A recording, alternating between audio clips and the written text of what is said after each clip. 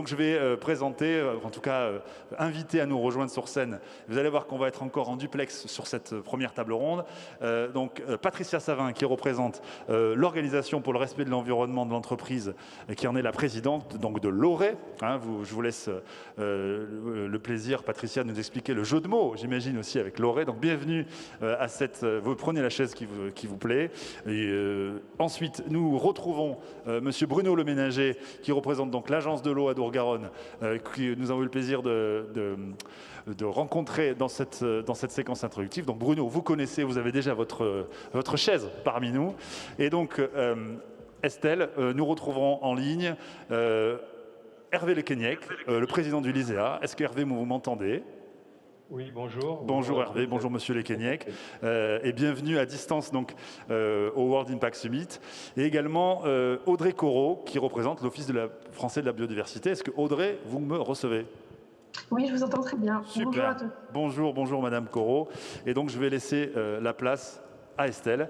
Donc pour cette première table ronde, j'ai oublié de parler du thème. Et bien, quelle collaboration publique et privée pour préserver la biodiversité ? On a un peu évoqué ce thème ce matin dans l'introduction. On va pouvoir le décliner, voilà, pour une quarantaine de minutes avec le pilotage d'Estelle. Voilà, c'est parti. Merci à toi. Merci Mehdi. Alors, quelle collaboration publique-privée pour la préservation de la biodiversité ? C'est un très vaste sujet qui n'a pas fini de nous occuper dans les années à venir. La très célèbre et très médiatique loi de 2016 pour, je cite, la reconquête de la biodiversité, de la nature et des paysages, s'était donné pour objectif l'absence de perte nette de biodiversité. On était donc sur un objectif très ambitieux et à cet égard, elle avait reposé, puisque c'est un principe qu'on connaît depuis des décennies, elle avait reposé la séquence ERC, éviter, réduire, compenser. Alors, éviter, réduire, compenser, c'est assez simple. On évite le dommage environnemental. Quand on ne peut pas l'éviter, on le réduit. Et pour la partie qu'on n'a absolument pas pu réduire, il faut la compenser. Et cette loi de 2016 posait aussi le principe également très ambitieux de non-régression environnementale. À cet égard, le Conseil économique, social et environnemental vient de publier un rapport assez sévère d'ailleurs sur l'application de cette loi et notamment sur l'application de la séquence ERC, éviter, réduire, compenser.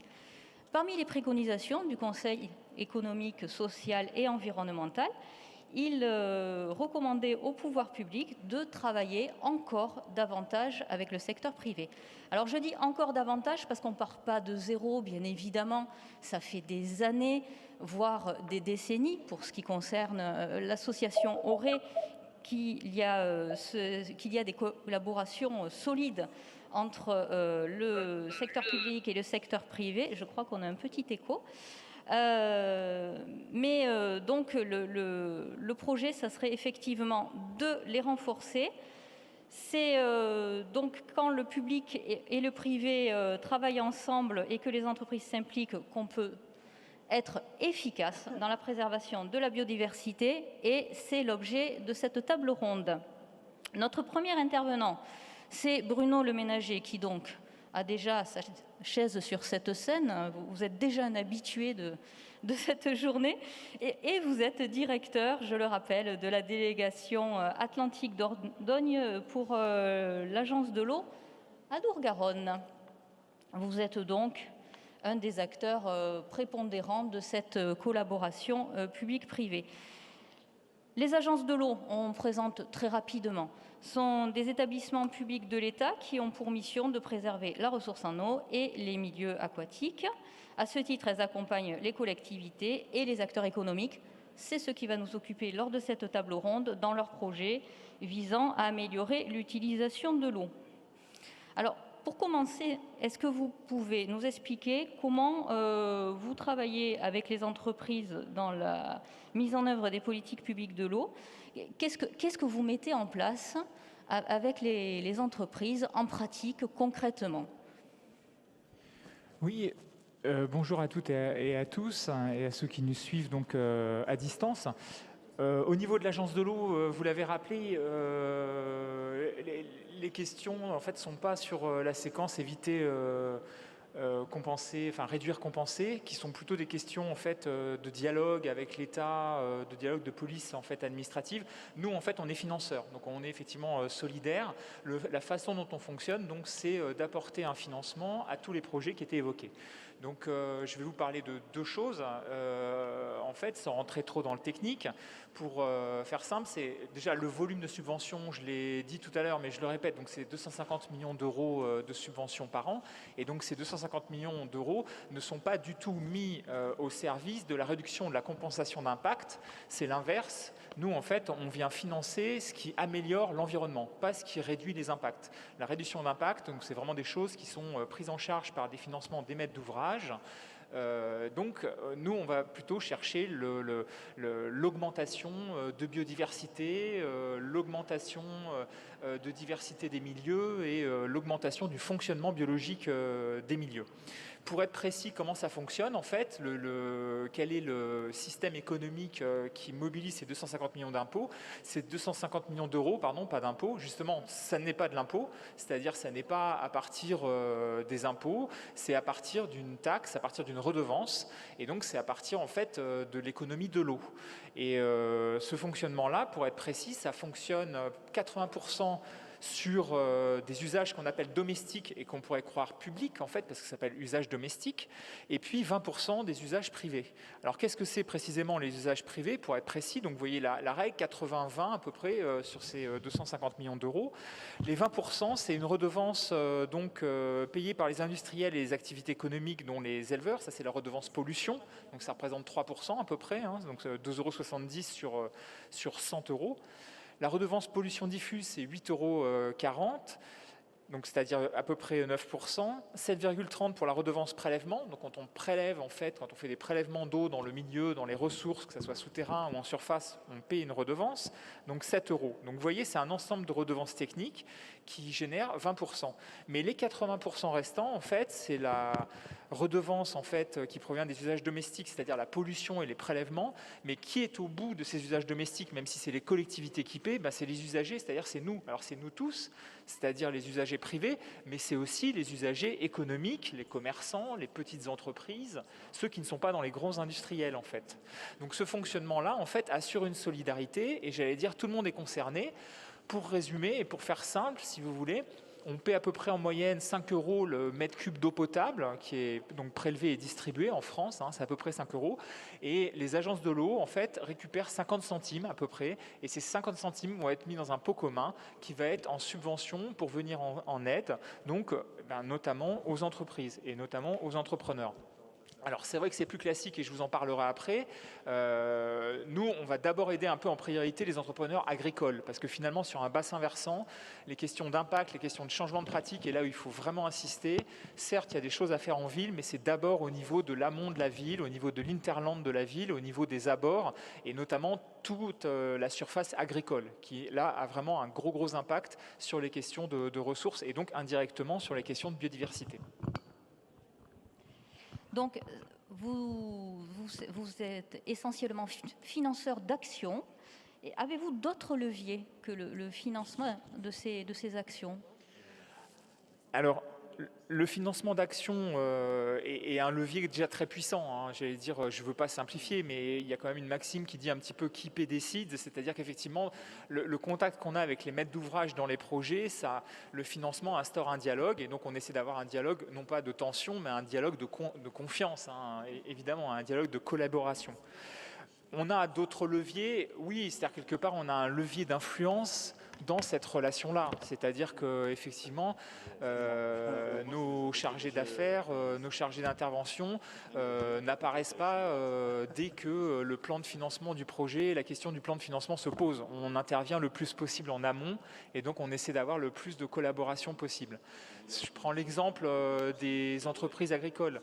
Ce qu'on a mis en place, et donc on essaie aussi de créer de nouvelles formes de financement. Par exemple, ce qu'on a mis en place, et et ce qui est utilisé maintenant au niveau européen dans le projet de la nouvelle PAC, c'est les paiements pour services environnementaux. C'était quoi l'idée? C'était un financement innovant qui consistait à rétribuer le service agro-environnemental, le service environnemental porté par des agriculteurs. Pour être précis, par exemple, quand un agriculteur, quand une exploitation agricole ou quand une entreprise agricole remet des haies, remet des arbres, remet des systèmes de fossés, recrée des zones humides, à ce moment-là, on apporte une aide. Donc ça, je veux dire, c'est pas une aide classique, donc c'est pas le levier classique qui dit je crée par exemple une station d'épuration qui fonctionne très bien, et bien nous on vient financer la partie qui est au-dessus des normes.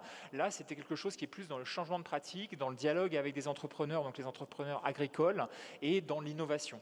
Donc on essaie de créer des leviers au fur et à mesure aussi de l'évolution.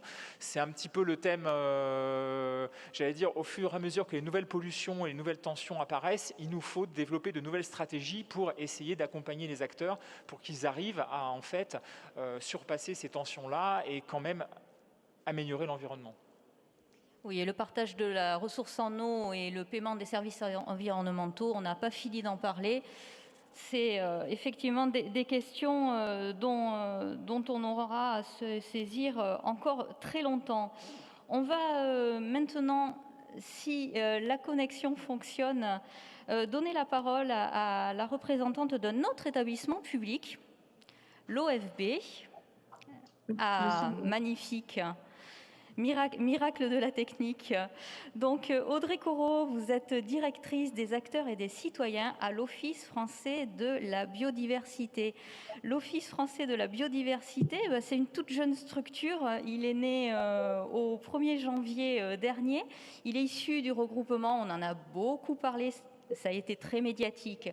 Il est issu du regroupement de l'Agence française pour la biodiversité et de l'Office national de la chasse et de la faune sauvage. C'est donc un établissement public qui est placé sous la double tutelle du ministère de la Transition écologique et solidaire et du ministère de l'Agriculture et de l'Alimentation. Alors, comme l'établissement est nouveau, peut-être un rapide rappel des rôles qui ont été confiés par la loi à l'OFB. Alors, en restant sur la thématique entreprise, vis-à-vis des entreprises, quels sont ces différents rôles? Vous avez plusieurs casquettes quand vous travaillez avec les entreprises. Tout à fait. Bonjour à tous et puis toutes mes excuses encore de ne pas pouvoir être présente avec vous à Bordeaux aujourd'hui, étant retenue à Paris pour des raisons familiales liées au Covid, hein, pour être parfaitement clair. Et donc, pour répondre à votre question, pour rentrer dans le vif du sujet, l'OFB, effectivement, c'est une grande maison avec plus de 2700 agents, à la fois jeunes, parce que créée au 1er janvier 2020, et puis anciens, parce que fusion d'établissements publics préexistants qui n'ont pas cessé leur activité et qui poursuivent leur travail auprès de différents publics.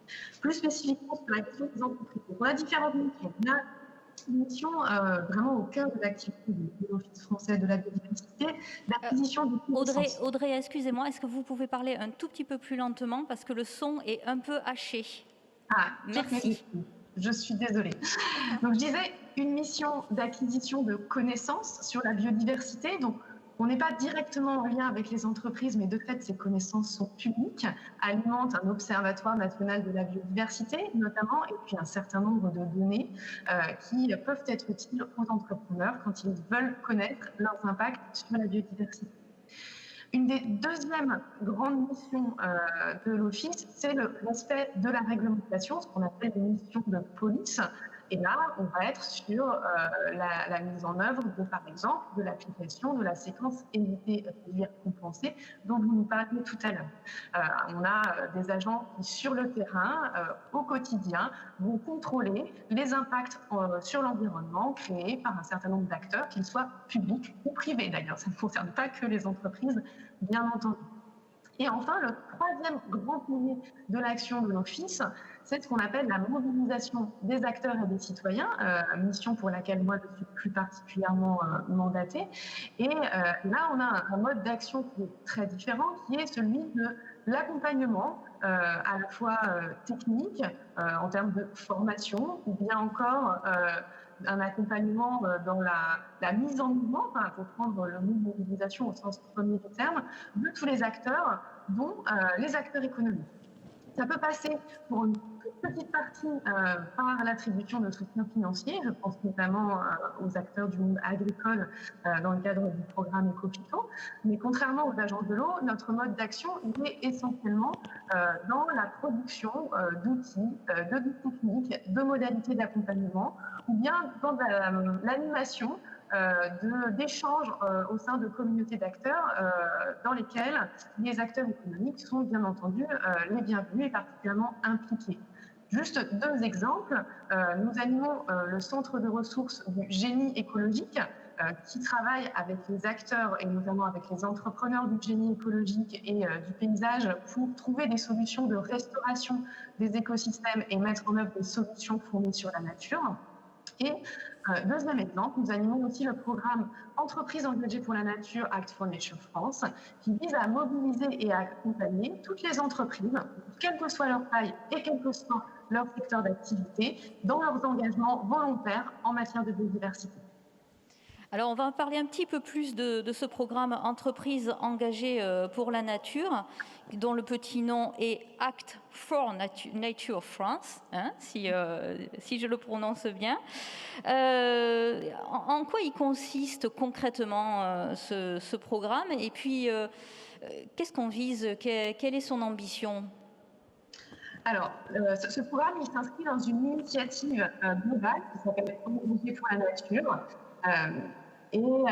Son objectif, c'est de mobiliser les acteurs non étatiques afin qu'ils réduisent leur pression sur l'environnement et qu'ils multiplient les contributions positives.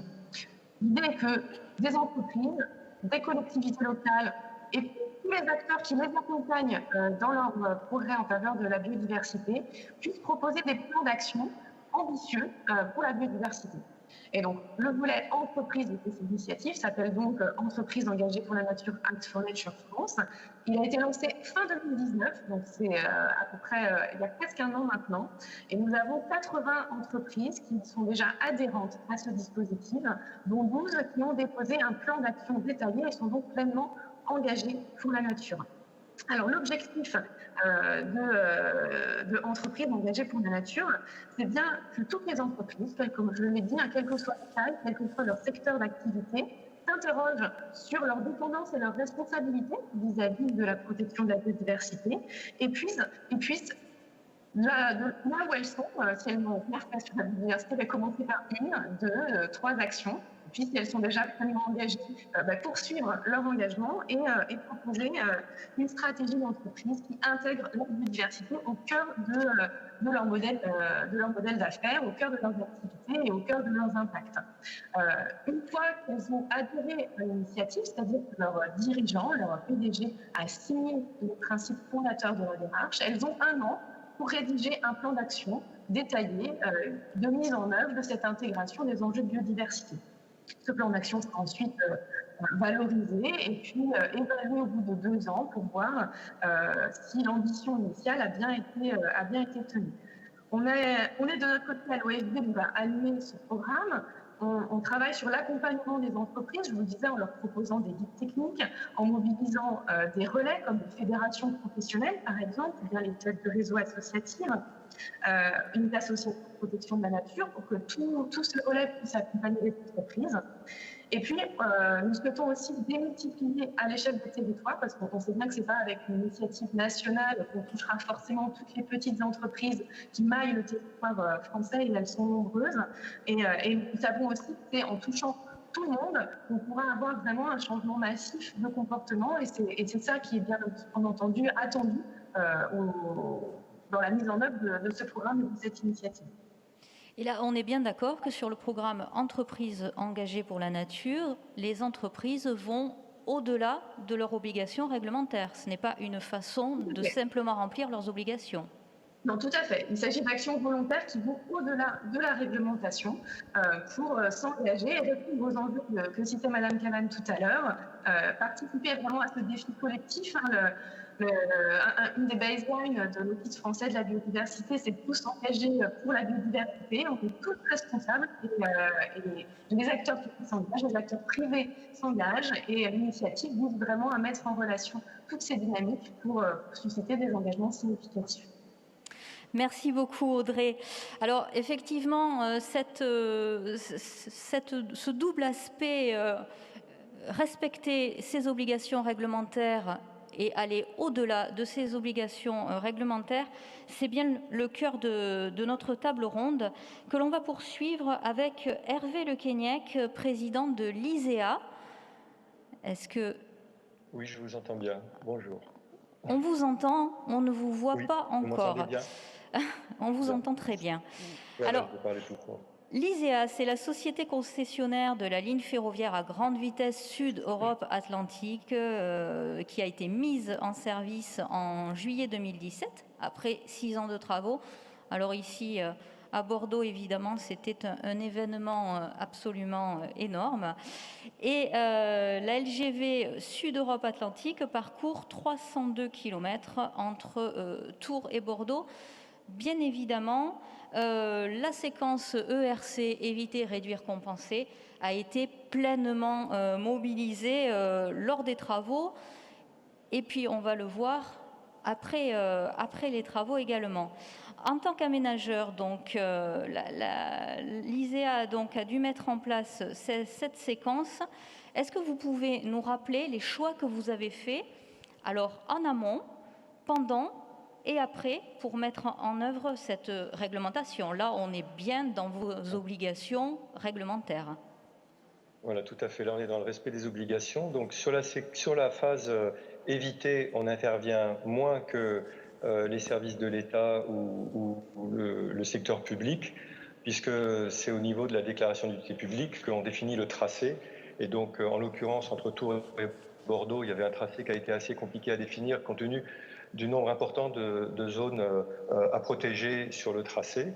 Il y avait 14 zones Natura 2000 et énormément d'espèces protégées. Et ensuite, nous, on intervient beaucoup sur la phase réduire. Et la réduction, elle se fait à la fois sur la conception du projet pour garantir l'impact minimum aussi, et la transparence écologique du projet, et aussi sur la phase travaux. Et on prend des dispositions particulières pendant la phase travaux pour limiter au maximum les atteintes. Ces deux phases-là, une fois qu'elles ont été faites, elles sont complètement terminées et on ne peut plus rien changer.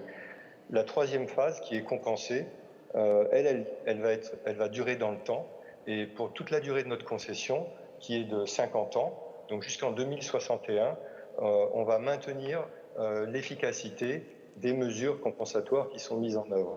Donc pour compenser les 300 km de ligne, on aboutit aujourd'hui à peu près à 3800 hectares de mesures compensatoires réparties dans les 6 départements traversés et tout le temps à proximité de la ligne, puisqu'en fait on compense l'impact au plus près du lieu de l'impact.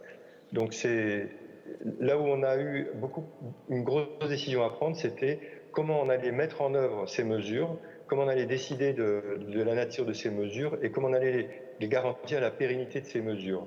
Et c'est là qu'on a décidé d'associer énormément le privé et le public et tous les acteurs locaux.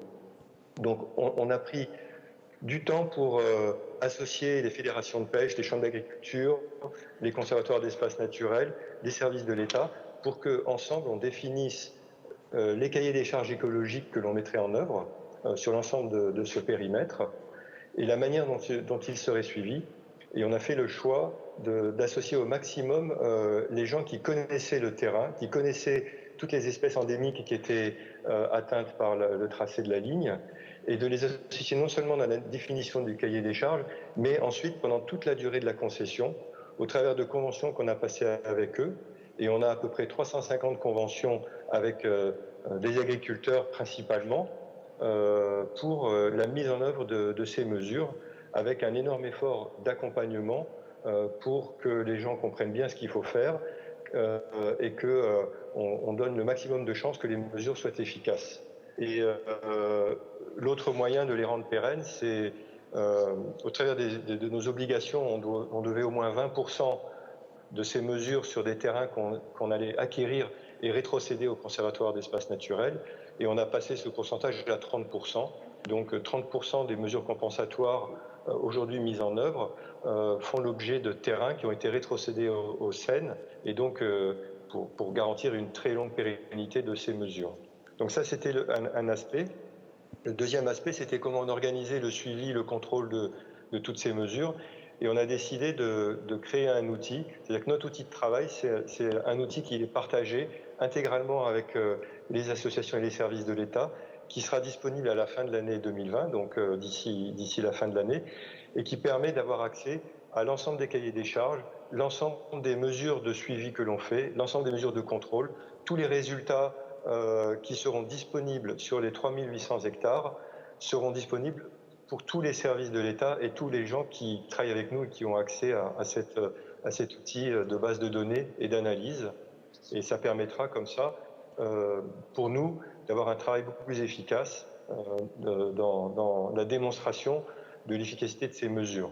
Ce qui est aujourd'hui la partie la plus difficile pour nous, c'est de savoir est-ce que les cahiers des charges qu'on a mis en œuvre sont efficaces, parce que ça va prendre beaucoup de temps, et comment est-ce qu'on garantit la pérennité de cette efficacité. Vous nous parliez donc de 3800 hectares de mesures compensatoires. Concrètement, qu'est-ce que c'est une mesure compensatoire? Est-ce que vous pouvez nous donner un exemple? Est-ce que c'est simplement de laisser de l'espace à disposition des espèces? Non, il faut recréer un milieu qui soit propice à l'espèce ou créer des mesures qui permettent aux espèces de se reproduire dans des bonnes conditions. Donc, par exemple, pour les oiseaux de plaine, ça peut être de retarder le fauchage, de retarder la moisson dans les champs, avec ensuite des conditions particulières pour faire cette moisson, pour permettre aux oiseaux de plaine qui avaient niché d'être suffisamment âgés pour pouvoir s'en aller, et puis leur donner le temps de réagir quand les opérations sont exécutées. Ça a aussi permis, le fait qu'on ait collaboré avec tous les acteurs locaux, ça a permis de faire émerger des innovations dans ce domaine-là. Et je peux donner un exemple sur ça. En général, la compensation, elle se fait de manière surfacique, c'est-à-dire que quand on atteint 1 hectare de foncier, on va compenser parfois 1, parfois 2, 3, jusqu'à 10 hectares pour les espèces les plus emblématiques.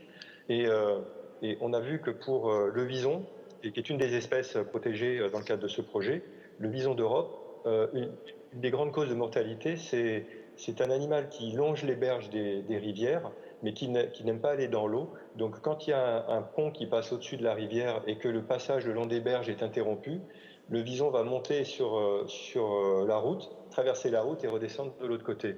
Et ça crée un danger pour le wison.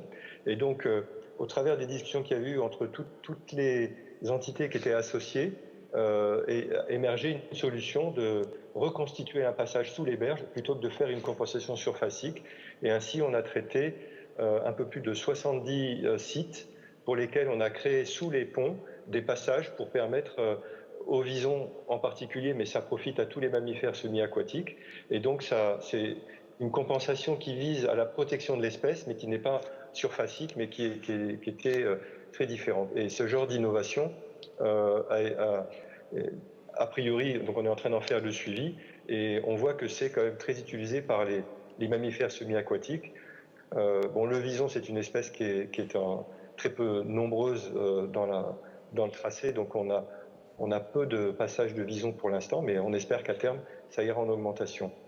Une autre action, c'est par exemple de refaire les berges des rivières, d'apporter des granulats dans les rivières pour permettre justement des sites propices à la reproduction des poissons. Donc il y a tout un tas d'actions, il y a des créations de mares avec différents types de mares, des mares qui restent toujours en eau, des mares qui peuvent s'assécher à certains moments de l'année. Et tous ces choix ont été décidés en commun avec les gens au plus près du terrain qui connaissent mieux le sujet que nous, parce qu'ils sont habitués au suivi de ces espèces. Et bien sûr, maintenant, il faut voir quelle est l'efficacité de ces mesures et comment, dans le temps, on améliorera éventuellement certains sites pour les rendre plus efficaces.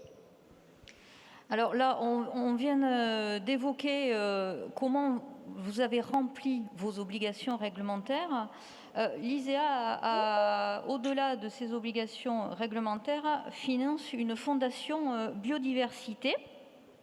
Alors, pouvez-vous nous dire quelles sont vos motivations? Et vous êtes une entreprise, donc surtout quelles sont vos motivations économiques pour vous être lancé dans ce projet? Alors, il y a plusieurs volets.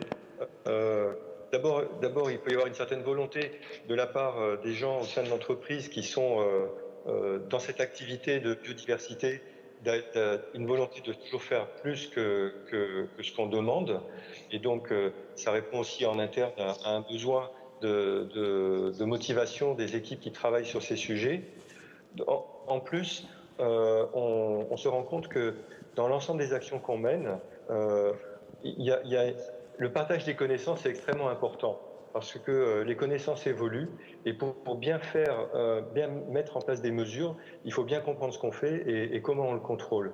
Et on a voulu donc aller déjà aussi au-delà de nos obligations réglementaires dans le partage des connaissances. Et donc, on finance des projets qui sont destinés à améliorer ces connaissances.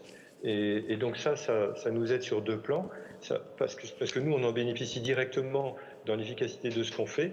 Et d'autre part, tous ces projets que la Fondation soutient, elle les soutient auprès pratiquement des mêmes acteurs que ceux avec qui on travaille dans le cadre de la réalisation de nos objectifs réglementaires. Et donc ça nous permet de compléter le travail, d'aller aussi faire des choses sous un angle un peu différent avec les mêmes acteurs. Et ensuite, ces fondations, elles visent à diffuser le savoir qui a été trouvé à ce moment-là. Et donc l'action de diffusion est très importante et on le fait auprès du grand public à travers la Fondation Lisez la biodiversité. Et il y a déjà eu énormément d'actions qui ont été menées dans ce sens-là. Et l'action qu'on a menée aussi en 2019-2020, c'est au travers d'une collaboration avec le Muséum national d'histoire naturelle, de faire une évaluation.